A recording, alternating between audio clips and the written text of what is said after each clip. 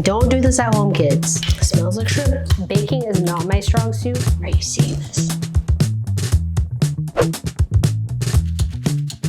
This here is a Kansas City Royals recipe book from 1969, and to bring in the Thanksgiving season, the Royals sent this book to me to recreate 3 dishes of my choice: an appetizer, an entree, and dessert. I'm actually scared to touch this because it is so old. I have to return the book to them, so I need to keep it in the same condition as it was sent to me. I feel like I should be wearing gloves, honestly. There were some interesting recipes and it was hard to narrow it down, but I was able to, and so today I'm partnering with the Kansas City Royals to try and make the Spanky special dip, McKeon's tuna lasagna, and the chocolate sauerkraut cake. And this last one's probably the one I'm most interested in. That combination just does not sound like it should go together. Then I'll taste everything and let you know what I think. Let's get into it. One of the ingredients for Spanky's special dip was frozen shrimp soup, which is not something you can find these days. At least I wasn't able to. So I made it by using condensed cream of shrimp soup. It smells like shrimp. I used the soup directions by adding evaporated milk and then measuring out the 10 ounces per the recipe.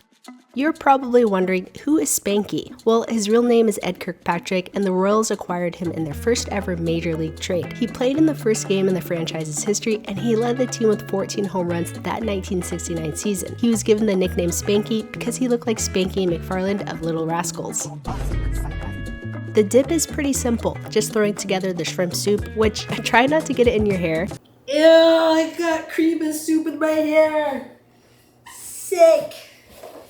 Cream cheese, chopped parsley, chili powder, chopped pimento, and green pepper. And now we just mix. Color-wise, it looks great. I'm going to set that aside and then work on the entree. So this is Jack McKeon's twist to lasagna, adding canned tuna. This is a first for me, but I love the versatility of canned tuna, so I'm curious to see how this will taste. McKeon was the 4th big league manager in Royals history, taking over in the 1973 season, which is the same season that the stadium opened. It's now known as Kauffman Stadium. Back in the 1960s, were the men cooking? I don't know. Maybe the credit goes to Mrs. McKeon. All right, here is the tomato sauce. I'm going to be honest, this was my first time making lasagna, so please forgive me for how this will look. Mozzarella, ricotta. What's supposed to be the top layer?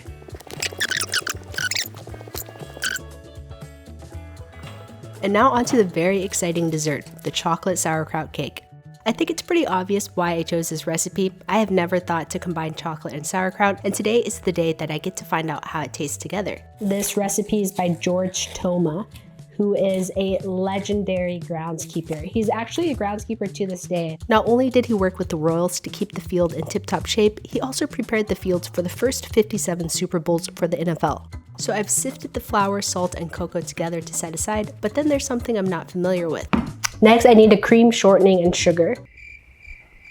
All right, cream shortening, meaning. So after I figured out what that meant, I added the eggs, vanilla, water, and flour mixture, and of course, the secret ingredient. How did this come about? You were just making chocolate cake and just thought, let's just add some sauerkraut to it. Does it add moisture? Does it add taste? Or what is the purpose of this sauerkraut?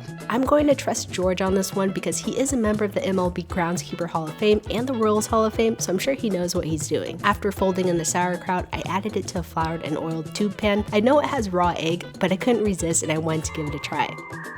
After baking the cake, I was quite scared to get it out of the pan. We did it, yes.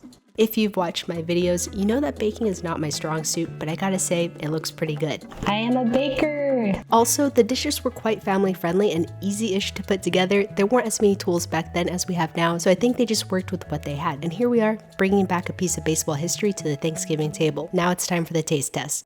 I'm gonna try appetizer to dessert, so Spanky's special dip, here we go. I'm gonna get a nice coating of that onto my Ritz cracker. It's good, but I don't taste much of the shrimp. Did you taste the shrimp? No. It's very one-note cream cheese, but it's not bad. It's not as bad as I thought in my head. I thought it was gonna be like pure shrimp and cream cheese, which did not work in my head. Okay, so moving on to lasagna, which I have to admit, I'm not very happy with how it looks, and that's on me because I've never made lasagna before, except for ramen lasagna once, but that doesn't count. So I think I added 1 layer too much. I think we'll be able to get 1 more layer. that made it like not have no sauce, but I think it's still gonna be good. All right, lasagna, I got a crack.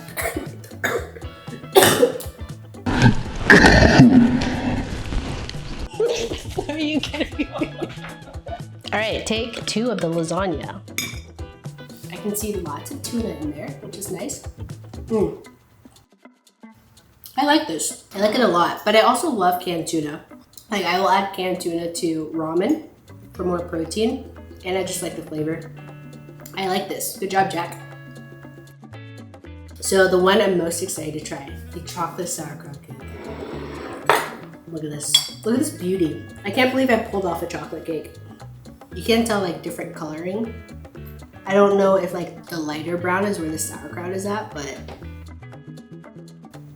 it's so dry. I think I cooked it too much.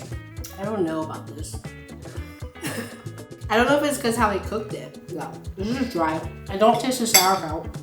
I don't smell it either. Well, I keep eating it to try to see if I can get more of the sauerkraut flavor, but I don't.